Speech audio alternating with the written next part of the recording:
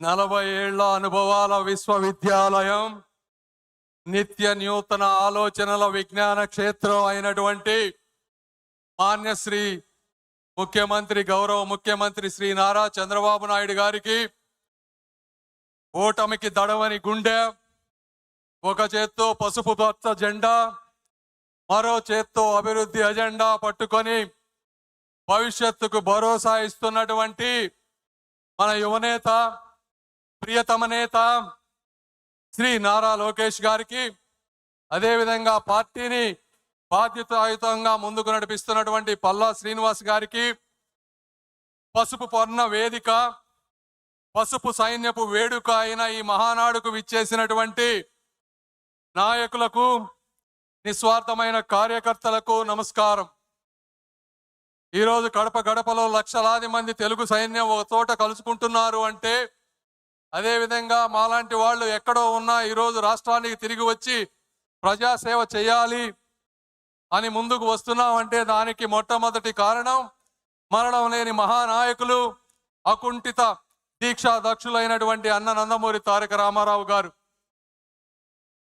మరి ఒకసారి 2019 తర్వాత చూస్తే 24 వరకు జరిగిన అరాచకం మీ అందరికీ తెలుసు. ఎలక్షన్ ముందు వచ్చినప్పుడు, ఎలక్షన్లు 3-4 నెలల ముందు ఉన్నప్పుడు నాకు కూడా ఎంతో మంది, వందల మంది కార్యకర్తలు, నాయకులు మెసేజ్లు పెట్టేవాళ్ళు, ఫోన్లు చేసేవాళ్ళు. సార్, మనం బీజేపీతో పొత్తులో లేకపోతే అద్భుతంగా గెలుస్తాం, మీరు దయచేసి చంద్రబాబు నాయుడు గారికి చెప్పండి పొత్తు వద్దు అని. అయితే ఆ రోజు నారా చంద్రబాబు నాయుడు గారి దగ్గరికి వెళ్ళి నేను ఒకటే చెప్పాను, సార్, తలలు పగిలినా, రక్తం చిందినా వెనకడుగు వేయని ధైర్యవంతులైనటువంటి కార్యకర్తలు, మాలాంటి నాయకులు మీ అందరికీ వెనుకగా ఉంటాం. మీకున్నటువంటి అపారమైనటువంటి అనుభవంతో మీకు నచ్చిన నిర్ణయం తీసుకోండి అని చెప్పి ఆ రోజు నేను కూడా చెప్పడం అయింది. ఆ రోజు శ్రీ నారా చంద్రబాబు నాయుడు గారు ఒక స్థిత ప్రజ్ఞతతో తీసుకున్నటువంటి ఒక నిర్ణయం, వెంటిలేటర్ మీద ఉన్నటువంటి ఆంధ్రప్రదేశ్ని ఈరోజు ఆక్సిజన్ మీదకి తీసుకొచ్చినటువంటి పరిస్థితి. మరి ఈరోజు చూస్తే గత 5 సంవత్సరాల్లో జగన్మోహన్ రెడ్డి గారికి పూర్తి అధికారం ఉంది, కావాల్సినంత మంది ఎంపీలు ఉన్నారు, కావాల్సినంత అవినీతి సొమ్ము ఉంది, ఆయనకు కూడా కొద్ది గొప్ప ధైర్యం ఉంది, అయినా కూడా ఏమీ చేయలేకపోయారు. మరి ఈరోజు చూస్తే తెలుగువాడు తలెత్తుకునేలా, తెలుగు జాతి గర్వపడేలా, ప్రపంచం అంతా మన వైపు చూసేలా అమరావతి నగరం అద్భుతంగా రూపుదిద్దుకోబోతా ఉంది. ఈరోజు ఒక్కసారి అక్కడికి వెళ్ళి చూడండి. గత 5 సంవత్సరాల్లో అప్పుడు 14-19 మధ్య ఒక 2 యూనివర్సిటీలు వచ్చినాయి. ఆ 2 యూనివర్సిటీలు అమెరికాలో కూడా అంత అద్భుతంగా లేవు అని చెప్పి మీకు చూస్తే తెలుస్తుంది. అదేవిధంగా రాబోయేటువంటి అమరావతి మహానగరం చరిత్రలో ఒక మైలురాయిగా మిగిలిపోబోతా ఉంది. అదేవిధంగా మరి ఆగిపోయిన పోలవరం నేను చూశాను. నారా చంద్రబాబు నాయుడు గారు ఎన్నిసార్లు ఢిల్లీ వచ్చేవారు, ఎన్నిసార్లు కేంద్ర మంత్రులతో కలిసేవారు, ఏ విధంగా పోలవరాన్ని నెలలా ఫాలో అప్ చేస్తూ ముందుకు తీసుకువెళ్లారు ప్రత్యక్షంగా చూసినటువంటి వ్యక్తిని. అదేవిధంగా ఆగిపోయింది, ఆరిపోయింది అనుకున్నటువంటి విశాఖ స్టీల్ ప్లాంట్ని అర్ధరాత్రి 12-1 గంటల వరకు కూర్చొని స్టీల్ మినిస్టర్స్ తోటి, నిర్మలా సీతారామన్ గారితో కూర్చొని దానిని పూర్తి చేసినటువంటి మహానుభావులు శ్రీ నారా చంద్రబాబు నాయుడు గారు. మరి ఈరోజు రాయలసీమ ప్రాంతం చూసుకుంటే 5,000 కోట్ల రూపాయలతో 2 పారిశ్రామిక పార్కులు వస్తూ ఉన్నాయి. పీపీసీఎల్ ద్వారా 95,000 కోట్ల రూపాయల పెట్రోకెమికల్ కారిడోర్ వస్తూ ఉంది. అదేవిధంగా రైల్వే ప్రాజెక్టులు చూసుకుంటే ఈ సంవత్సరమే 9,000 కోట్ల రూపాయలు railway double link, triple link, అదేవిధంగా అద్భుతంగా తీర్చిదిద్దే రైల్వే స్టేషన్ల కోసం అన్ని ప్రాంతాల్లో ఆర్ఓబీలు, ఆర్యూబీలు, వందే భారత్ ట్రైన్లు ఇవన్నీ వస్తూ ఉన్నాయి. ఒకప్పుడు ఆంధ్ర రాష్ట్రానికి కేంద్ర బడ్జెట్లో రైల్వేకి 1000 కోట్లు కూడా ఉండేది కాదు. అలాంటిది కేవలం 1 సంవత్సరంలో 9,000 కోట్లు, 5 సంవత్సరాల్లో 50,000 కోట్ల రూపాయలు ఈరోజు వస్తూ ఉంది. అదేవిధంగా నేను ఎంతో మంది నాయకుల్ని చూశాను, కానీ ఒక వ్యక్తి యొక్క కార్యదీక్షత, నేను వారు ఇక్కడ ఉన్నారని వారు పోవటం గురించి నేను చెప్పడం లేదు. వ్యక్తిగతంగా నాకు ఎటువంటి స్వార్థం లేదు, దేవుడు అన్ని ఇచ్చాడు. అయితే ఈ వాస్తవాలు కూడా ప్రజలకు తెలియాలని ఈరోజు చెప్తా ఉన్నాను. ప్రపంచంలో మన ఇండియాలో ఈరోజు మీరు తీసుకుంటే అత్యధిక వెడల్పు ఉన్నటువంటి రోడ్డు, 14 లైన్లు ఉన్నటువంటి రోడ్డు అది 160 ఫీట్లు ఉన్నటువంటి రోడ్డు. ఇదే ఇలాంటి రోడ్డే అమరావతి ఔటర్ రింగ్ రోడ్డుకి కేంద్ర ప్రభుత్వం ప్రతిపాదించింది. అయితే నారా చంద్రబాబు నాయుడు గారు దాన్ని 230 ఫీట్ల రోడ్డు కావాలని అడిగారు. ఆ రోజు గడ్కరీ గారు ఉండి ఇండియాలోనే ఇంత పెద్ద రోడ్డు లేదు, అమరావతిలో అక్కడ జనం లేరు, ఎందుకు మీకు అంత పెద్ద రోడ్డు అంటే నారా చంద్రబాబు నాయుడు గారు చెప్పినవి, సార్ నేను ఉంటానో ఉండనో తెలియదు, ఈరోజు మీరు హైదరాబాద్ చుట్టుపక్కల చూస్తే ఒకప్పుడు అక్కడ కూడా కార్లు వెళ్ళేవి కాదు, ఈరోజు అక్కడ ట్రాఫిక్ జామ్ అయిపోతుంది. అయితే నాకు తెలుగు జాతిపై ఉన్నటువంటి ఒక నమ్మకం, ఆంధ్రప్రదేశ్ ప్రజలపై ఉన్నటువంటి ఆ స్ఫూర్తిపై ఉన్నటువంటి నమ్మకం, ఈ రోజు ఆంధ్రప్రదేశ్ ఈ రోజు ఇలా ఉంటే ఉండొచ్చు కానీ 25 సంవత్సరాల తర్వాత అక్కడ 1 ఎకరం భూమి కూడా మేము కొనలేం. కాబట్టి మీరు ఎట్టి పరిస్థితుల్లో దాన్ని 230 ఫీట్లు చేయండి. దీనికి అవసరమైతే నేను 1000 కోట్ల రూపాయలు మా రాష్ట్రం నుంచి వస్తాను, నేను చూడకపోయినా నా ఆంధ్ర రాష్ట్ర ప్రజలు ఈ రోడ్డుపై అనుభవించాలి అని చెప్పినటువంటి వ్యక్తి, దీనికి నేను ప్రత్యక్ష సాక్షి అని చెప్తా ఉన్నాను. అదేవిధంగా జగన్మోహన్ రెడ్డి గారు గత 5 సంవత్సరాల్లో రాష్ట్రంలో ఉన్నటువంటి అనేక వ్యవస్థలు, స్కీములు అన్నిటినీ కూడా నాశనం చేసినటువంటి వ్యక్తి. 90 స్కీములు ఉన్నాయి, దాదాపుగా 90 స్కీముల్లో 90 స్కీములు కూడా ఒక ఇన్స్టాల్మెంట్ తీసుకొని వాటికి స్టేట్కి మ్యాచింగ్ ఇవ్వాల్సిన డబ్బులు ఇవ్వకుండా ప్రతి వ్యక్తికి, వ్యవస్థకి అన్యాయం చేసినటువంటి వ్యక్తి శ్రీ జగన్మోహన్ రెడ్డి గారు. ఈరోజు చూస్తా ఉంటే కార్యకర్తలకు కూడా నేను ఒకటి చెప్తా ఉన్నా, 2014-19 మధ్య ఆ రోజు నారా లోకేష్ గారు పంచాయతీరాజ్ మంత్రిగా ఉన్న రోజు వేసినటువంటి సిమెంట్ రోడ్లే ఈ రోజు ఎస్సీ, ఎస్టీ, బీసీ కాలనీలో ఒక అద్భుతంగా ఉన్నాయి. ఒక్కసారి ఊహించుకోండి, గత 5 సంవత్సరాల్లో ఆ సిమెంట్ రోడ్లు వేసి ఉండకపోతే ఒక్క ప్రాంతంలో కూడా తిరగడానికి రోడ్లు ఉండేవి కావు. మళ్ళీ అదేటువంటి అభివృద్ధి ఈ రోజు ఎక్కడ చూసినా రాయలసీమ ప్రాంతంలో ప్రతి నియోజకవర్గానికి 20 కోట్ల రూపాయలతో జాతీయ ఉపాధి హామీ పథకం నిధులతో 20 కోట్ల రూపాయలతో ఈ రోజు సిమెంట్ వర్కులు జరుగుతూ ఉన్నాయి ప్రతి ప్రాంతంలో. కార్యకర్తలకు 2 ఇబ్బందులు ఉన్నాయి. ఒకటి 14-19 మధ్య చేసినటువంటి కొన్ని నిధులు ఒక 180 కోట్ల రూపాయలు మీకు రావాల్సినవి రావలేదు. దీనికి కారణం ఆ రోజు జగన్మోహన్ రెడ్డి గారు 30% వర్క్స్ తెలుగుదేశం పార్టీ నాయకులవి వీరు పనులు చేసినా చేయలేదు అని చెప్పి సెంట్రల్ గవర్నమెంట్ లో కంప్లీట్ గా మూసివేస్తే అవి ఈ రోజు తెరవలేని పరిస్థితిలో ఉన్నాం. ఆ 180 కోట్లు కూడా తీసుకొచ్చే బాధ్యత మేము తీసుకుంటాం. అయితే కేంద్రం ఏమన్నా ఇస్తుందేమోనని మొదటగా ప్రయత్నం చేస్తున్నాం. కేంద్రం ఇవ్వని రోజు రాష్ట్ర ప్రభుత్వం 180 కోట్లు ఇస్తుంది.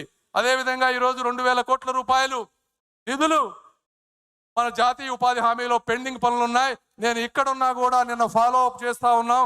రాత్రే దానికి కన్ఫర్మేషన్ వచ్చింది. ఆ 2000 కోట్ల రూపాయలు కూడా వచ్చే వారం 10 రోజుల్లో మీ అందరికీ వస్తున్నాయని చెప్పి మీ అందరికీ నేను తెలియజేస్తా ఉన్నా. అదేవిధంగా ఈరోజు ఎక్కడ చూసినా, ఏ పల్లెకు చూసినా ప్రతి వ్యక్తి దాహంతో గొంతెత్తేటువంటి పరిస్థితి.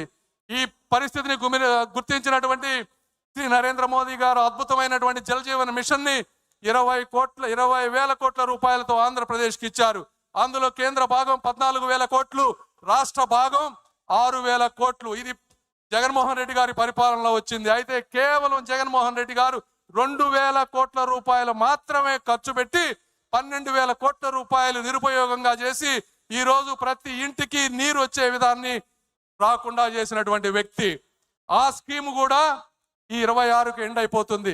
శ్రీ నారా చంద్రబాబు నాయుడు గారు వచ్చే ప్రతి మినిస్ట్రీ, జలశక్తి మినిస్టర్తో ఈ రోజు మాట్లాడుతూ ఉన్నారంటే ఎందుకు కలుస్తున్నారు అంటే ఆ స్కీమ్ను ఇంకొక 5 సంవత్సరాలు ముందుకు తీసుకువెళ్తే మళ్ళీ మనం ఏదో విధంగా 6,000 కోట్ల రూపాయలు మ్యాచింగ్ చేసి 20,000 కోట్ల రూపాయలతో ప్రతి ఇంటికి ఇక జీవితంలో నీటి సమస్య లేకుండా, నీటి సమస్య లేవటం అంటే కేవలం ఒక బోరు వేసి నీళ్లు వేయటం కాదు. ఎక్కడెక్కడ నదులు ఉన్నాయో తరతరాలు మారినా కూడా నీటి ప్రవాహం తగ్గదో అలాంటి వాటి నుంచి, సస్టైనబుల్ వాటర్ నుంచి, ఆ ప్రాంతాల నుంచి పైప్ లైన్లు వేసి పేదలకి ఎప్పుడు నీరు సమస్య లేకుండా చేయటంలో ఆయన నిరంతరం కృషి చేస్తా ఉన్నారు. దానికి కూడా నేను సాక్షి అని మీ అందరికీ తెలియజేస్తా ఉన్నా. ఈరోజు అదేవిధంగా అర్బన్ ప్రాంతాల్లో కూడా నీటి సమస్య ఉంది, పట్టణాలు పెరిగిపోతా ఉన్నాయి. ఇలాంటి పథకం ఒకటి అమృత్ స్కీమ్ అని సెంట్రల్ గవర్నమెంట్ లో ఉంది. సెంట్రల్ గవర్నమెంట్ స్కీమ్ కి మళ్ళీ కావాలంటే స్టేట్ గవర్నమెంట్ నుంచి ఒక 50-60% నిధులు కావాలి. ఎందుకంటే అర్బన్ లో ఎక్కువ ఇవ్వరు సెంట్రల్ గవర్నమెంట్, రాష్ట్రం దగ్గర డబ్బులు లేవు. అయినప్పటికీ కూడా ఈ అమృత్ స్కీమ్ ద్వారా చంద్రబాబు నాయుడు గారు 9,000 కోట్ల రూపాయలు ఈ రోజు ప్రతి మున్సిపాలిటీకి వచ్చే విధంగా చేశారు. మీ అందరికీ నేను ఈ రోజు చెప్తా ఉన్నాను, ఆ స్కీముని స్టేట్ లో డబ్బులు లేకపోయినా ఏ విధంగా మ్యాచ్ చేసి తీసుకొచ్చారంటే తెలివైన వాడికి కూడా మతిపోయే విధంగా చేసినటువంటి వ్యక్తి శ్రీ నారా చంద్రబాబు నాయుడు గారు. ఇది కూడా వాస్తవం అని మీ అందరికీ నేను తెలియజేస్తా ఉన్నా. అదేవిధంగా ఇవన్నీ జగన్మోహన్ రెడ్డి గారు 24 గంటలు మైనారిటీలు, నా ఎస్సీలు, నా ఎస్టీలు, నా బీసీలు అని మాట్లాడుతూ ఉంటారు. ఆయన చేసినటువంటి అన్యాయం మీకు ఒకటి చెప్తా. ఒక స్కీమ్ ఉంది. నేను మా గుంటూరు ప్రాంతంలో మైనారిటీ సోదరులు చాలా ఎక్కువ మంది ఉన్నారు. ఈ మైనారిటీ సోదరులకు ఏదన్నా చేయాలని చెప్పి ఆ మైనారిటీ మినిస్ట్రీకి వెళ్తే PMJVK అని ఒక ప్రధానమంత్రి జన వికాస్ కార్యక్రమం అని ఉంది. దీనికి సంవత్సరానికి 2000 కోట్ల రూపాయల నిధులు ఉన్నాయి. గత 3 సంవత్సరాల్లో ఒక్క రూపాయి కూడా వాడుకోలేదు. ఎందుకు వాడుకోలేదయా అంటే మనం ఉన్నప్పుడు 500 ప్రాజెక్టులు తీసుకొస్తే కేవలం 55 మాత్రమే కట్టారు. సెంట్రల్ టీము, స్టేట్ టీము వచ్చి వెరిఫై చేస్తే అందులో సగం కట్టలేదు. నిధులన్నీ దుర్వినియోగం అయిపోయినాయి. ఇప్పుడు స్టేట్ వచ్చి చూస్తే అక్కడ మేము ఇచ్చిన డబ్బులకి ప్రాజెక్టులు లేవు అని చెప్తే ఇప్పుడు దాదాపుగా 230 కోట్ల రూపాయలు స్టేట్ గవర్నమెంట్ సెంట్రల్ కి పే చేసి ఆ బాకీలు తీర్చి ఆ దొంగ సర్టిఫికెట్లు తీసేస్తే మళ్ళీ 2000 కోట్ల రూపాయలు వాడుకునేటువంటి పరిస్థితి రాబోతా ఉంది. ఈ విధంగా ప్రతి వ్యక్తికి అన్యాయం చేసినటువంటి మహానుభావుడు శ్రీ జగన్మోహన్ రెడ్డి గారు. మీకు ఆఖరిగా చెప్తా ఉన్నా, ఇవన్నీ ఇప్పటి వరకు ఉన్నటువంటి స్కీమ్స్ మీకు తెలిసినవి. అదేవిధంగా మొన్న వచ్చారు, 7 మంత్రులను కలిశారు. అందులో ఒక ముఖ్యమైనది డిఫెన్స్ క్లస్టర్. డిఫెన్స్ క్లస్టర్కి ఆయన మరి ఫ్లైట్లో రాసుకున్నారో ఎక్కడ రాసుకున్నారో తెలియదు, కానీ రాయలసీమ ప్రాంతాన్ని 5 భాగాలుగా విభజించారు. ఒక చోట మిసైల్స్ తయారు చేయాలని, ఒక చోట కమర్షియల్, అదేవిధంగా మిలిటరీ ఎయిర్ క్రాఫ్ట్స్ తయారు చేయాలని, ఒక ప్రాంతాన్ని ఈ మందుగుండ్లన్నీ కూడా స్టోరేజ్ చేసుకునే విధంగా చేయాలని, ఒక ప్రాంతాన్ని డ్రోన్ సిటీగా చేయాలని, ఈ విధంగా ఉన్నటువంటి విశాలమైనటువంటి ప్రాంతాన్ని మా దగ్గర 1000 ఎకరాలు ఉన్నాయి, మీరు రండి మీరు అని చెప్పి రాజ్నాథ్ సింగ్ గారి దగ్గర కూర్చొని రాయలసీమ ప్రాంతాన్ని కూడా నిరక్షరాస్యత లేకుండా చేయాలని ఒక కంకణం పట్టుకున్నారు. అది తెలిసిన వ్యక్తి ఈరోజు కర్ణాటకలో వాళ్ళందరూ భయపడేటువంటి పరిస్థితికి వచ్చారు. ఎందుకంటే మీ అందరికీ సార్ మీరు కూడా ఏమనుకోవద్దు, నేను ఈ వాస్తవం ప్రజలకు తెలియాలని చెప్తా ఉన్నాను. ఢిల్లీలో నేను ఒకసారి ఆఫీస్లో ఒక సెక్రటరీలను అడిగా, మా సార్ గురించి మీరు ఏమనుకుంటారు మా చంద్రబాబు నాయుడు గారి గురించి అని అడిగితే వాళ్ళు ఒకటే చెప్పారు, ఒక ప్రాంతంలో వరదలు ఉన్నాయని, కరువు ఉన్నాయని, రెండిటికి డబ్బులు తీసుకెళ్ళినటువంటి సమర్థమైనటువంటి వ్యక్తి శ్రీ నారా చంద్రబాబు నాయుడు గారు అని చెప్పారు. అంటే అది బాబు గారికి ఉన్నటువంటి కార్యదక్షత. ఈరోజు పక్క రాష్ట్రం వాళ్ళు భయపడతా ఉన్నారు, చంద్రబాబు నాయుడు గారు ఇక్కడ ఉంటే ఎక్కడ ఇవన్నీ తీసుకువెళ్తారో అని. ఏదేమైనప్పటికీ మీరు కూడా ఇక్కడ రాయలసీమ ప్రాంత వాసులు చాలా మంది ఉన్నారు. కడప ప్రాంతంలో మొదటిసారిగా మహానాడు జరుగుతుంది. ఈ రాయలసీమ రతనాల సీమ, రాగాల సీమ, అనురాగాల సీమ. ఈ ప్రాంతంలో ఉన్నటువంటి నిరుద్యోగులందరికీ కూడా ఉద్యోగాలు కల్పించేటువంటి శక్తి ఉన్నటువంటి యువనేత శ్రీ నారా లోకేష్ గారు. అదేవిధంగా మీరందరూ కూడా చాలా కోపంతో ఉండుండొచ్చు. ఒక్కటే గుర్తుపెట్టుకోండి, కలం పట్టుకున్నవాడు, కత్తి పట్టుకున్నవాడు కత్తితోనే చచ్చిపోతాడు, కలం పట్టుకున్నవాడు కలల్ని జయిస్తాడు అని నమ్మేటువంటి సిద్ధాంతం ఉన్నటువంటి వ్యక్తులు శ్రీ నారా చంద్రబాబు నాయుడు గారు, లోకేష్ గారు. ఈ రోజున మరి ఈరోజు మీరు ఎంపీలు చూస్తూ ఉంటే గత 5 సంవత్సరాల్లో మీరు చూసిన ఎంపీలు ఎవరు?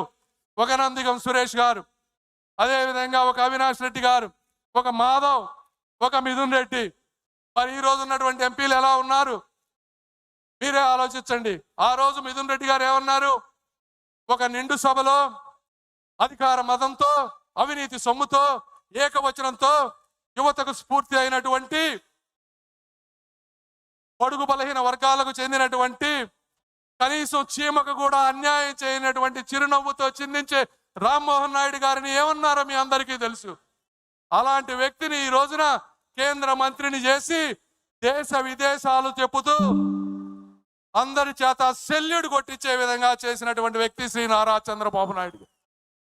మరి ఈ రోజు ఉన్నటువంటి ఎంపీలు ఎవరు? ఒక దగ్గుమళ్ళ ప్రసాదరావు గారు, ఒక కృష్ణప్రసాద్ గారు, ఒక బైరెడ్డి శబరి గారు. ఇలాంటి గొప్ప గొప్ప చదువుకున్న వ్యక్తులందరినీ కూడా రాజకీయాల్లో తీసుకొచ్చారు. వీళ్ళందరూ అక్కడ ఉన్నటువంటి ఎంపీలందరికీ జగన్మోహన్ రెడ్డి గారు మైన్స్ అప్పచెప్పారు, మందు అప్పచెప్పారు. బాబు గారు ఏమప్పచెప్పారో తెలుసా? ఒక్కొక్కరికి ఒక డిపార్ట్మెంట్ అప్పచెప్పారు. నువ్వు శిశు సంక్షేమ శాఖ చూసుకో అన్నారు, ఒకరికి పోర్టులు చూసుకోమని చెప్పారు. వీళ్ళు ఆ స్కీములన్నీ చదివి వస్తే బాబు గారు వస్తున్నారంటే భయపడేటువంటి పరిస్థితికి తీసుకొచ్చినటువంటి వ్యక్తి నారా చంద్రబాబు నాయుడు గారు. అదేవిధంగా మీరు ఈరోజు చూస్తే ఎంపీలు అందరూ మిథున్ రెడ్డి గారు కోర్టుల చుట్టూ తిరుగుతూ ఉన్నారు అడ్వాన్స్డ్ బెయిల్ గురించి. మన ఎంపీలు ఎక్కడ తిరుగుతున్నారు?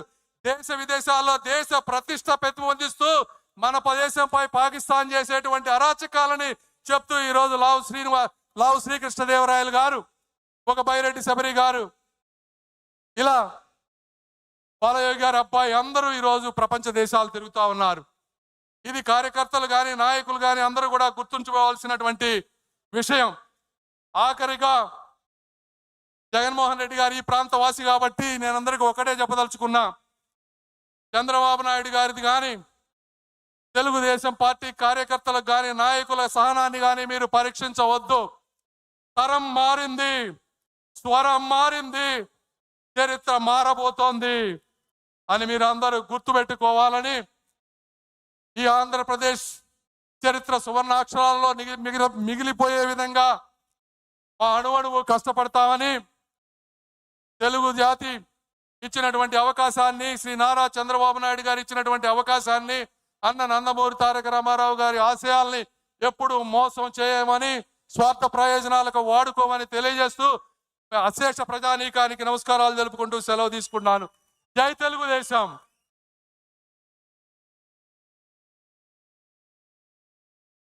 థ్యాంక్ యూ చంద్రశేఖర్ గారు, స్ఫూర్తివంతమైన సందేశాన్ని ఇచ్చినందుకు. తరువాత తీర్మానంలోకి వెళ్లే ముందుగా